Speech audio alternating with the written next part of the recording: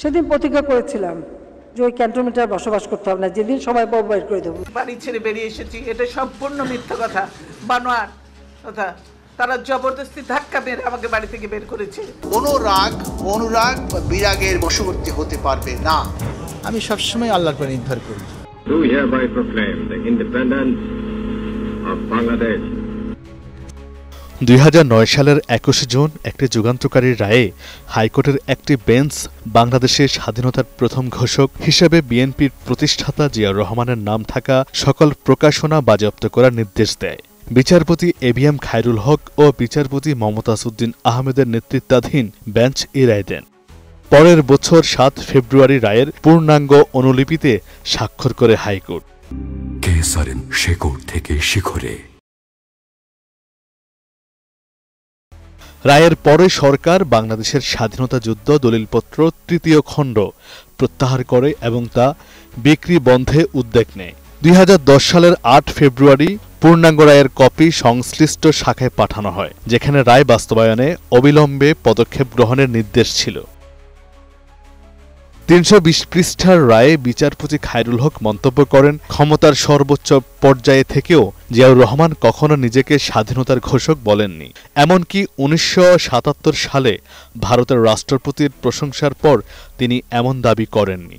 তিনি আরও বলেন, জিয়া ছিলেন সুদক্ষ সেনা কর্মকর্তা এবং তার 27 মার্চের ঘোষণাটিও ঐতিহাসিকভাবে স্বীকৃত, তবে তা স্বাধীনতার ঘোষণাপত্র নয়।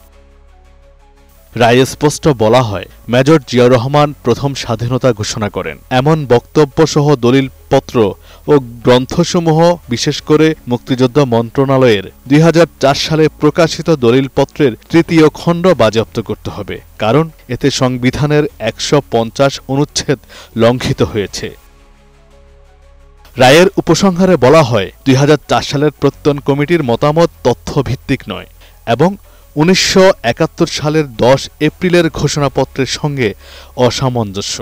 দলিলপত্রের প্রথম পাতায় থাকা মেজর জিয়ার প্রথম স্বাধীনতা ঘোষণা সংক্রান্ত বিবরণ এবং তার পাদটিকার বক্তব্যগুলোকে সংবিধান পরিপন্থী ও অবৈধ ঘোষণা করা হয়। এছাড়া রায়ে অভিযোগ করা হয় যে প্রত্যয়ন কমিটির সদস্যরা ইতিহাস বিকৃতি করেছেন এবং জাতিকে বিভ্রান্ত করেছেন, তাই সরকারকে সঠিক ইতিহাস প্রতিষ্ঠার নির্দেশও দেয়া হয়।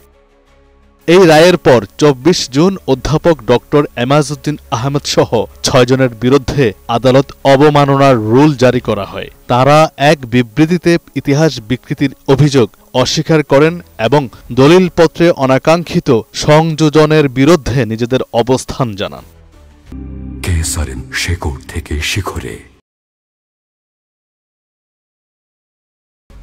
রায়ের পরের বছর 2010 সালের 30 সেপ্টেম্বর বিচারপতি এবিএম খায়রুল হক দেশের 19তম প্রধান বিচারপতি হিসেবে শপথ নেন। এই রায় এবং পরবর্তী পদক্ষেপ আজও রাজনৈতিক বিতর্কের কেন্দ্রে রয়েছে।